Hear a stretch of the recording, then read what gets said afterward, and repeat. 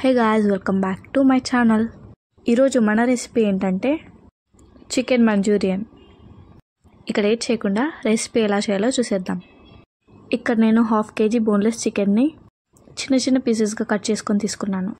అందులోకి 1/2 table spoon ఉప్పు, 1/2 table spoon కారం, ఇంకా అలాగే 1/2 టేబుల్ స్పూన్ మిరియాల పొడి, 1/3 కప్ మైదా, ఇంకా అలాగే 1/3 కప్ కార్న్ఫ్లోర్ వేసుకొని ఒకసారి బాగా కలుపుకోవాలి. ఇప్పుడు కొంచెం వాటర్ వేసుకుంటూ బాగా కలుపుకోవాలి. మీరు బై మిస్ వాటర్ ఎక్కువ వేసేసినా కూడా 1 టేబుల్ స్పూన్ కార్న్ఫ్లోర్, ఇంకా అలాగే 1 టేబుల్ స్పూన్ మైదా వేసుకొని కలుపుకోవచ్చు.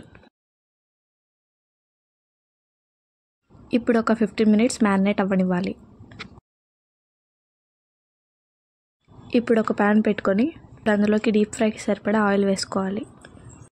ఆయిల్ బాగా హీట్ అయిన తర్వాత ఫ్లేమ్ని మీడియంలోకి టర్న్ చేసుకొని మ్యారినేట్ అయిన చికెన్ పీసెస్ని ఒక్కొక్కటిగా వేసుకోవాలి.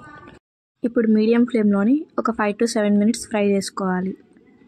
ఇప్పుడు మరో 5 minutes హై ఫ్లేమ్లో ఫ్రై చేసుకోవాలి.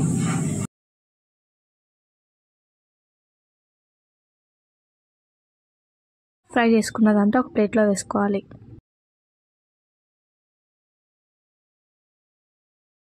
ఇప్పుడు మంచూరియన్ కోటింగ్ కోసం 1 table spoon soya sauce, 1 table spoon green chilli sauce, ఇంకా అలాగే 2 table spoons red chilli sauce వేసుకొని బాగా కలుపుకొని పక్కన పెట్టుకోవాలి. ఇప్పుడు మంచూరియన్ కోటింగ్ కోసం ఒక ప్యాన్ తీసుకొని అందులోకి 3 టేబుల్ స్పూన్స్ ఆయిల్, సన్నగా తరుక్కున్న ఉల్లిపాయ ముక్కలు, ఇంకా అలాగే 2 టేబుల్ స్పూన్స్ వెల్లుల్లిపాయ ముక్కలు, ఇంకా అలాగే 2 పచ్చిమిర్చి కట్ చేసుకొని వేసుకోవాలి. అవి ఫ్రై అయిన తర్వాత అందులోకి ముందుగా మిక్స్ చేసుకున్న సాసెస్, ఇంకా 3 టేబుల్ స్పూన్స్ టొమాటో సాస్. ఇప్పుడు ఒక బౌల్ తీసుకొని అందులోకి 1 టేబుల్ స్పూన్ కార్న్ఫ్లోర్, ఇంకా కొన్ని వాటర్ వేసుకొని బాగా కలుపుకోవాలి. కలుపుకున్న దాన్ని అందులో వేసుకొని బాగా ఫ్రై చేసుకోవాలి. ఇప్పుడు ముందుగా ఫ్రై చేసుకున్న చికెన్ మొత్తం వేయాలి. ఇప్పుడు కూడా హై ఫ్లేమ్లో మాత్రమే బాగా కలుపుకోవాలి.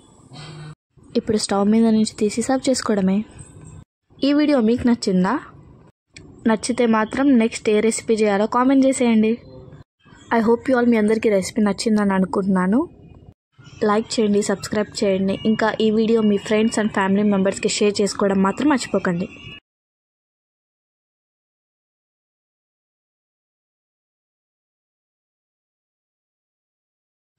Thank you for watching. Bye bye.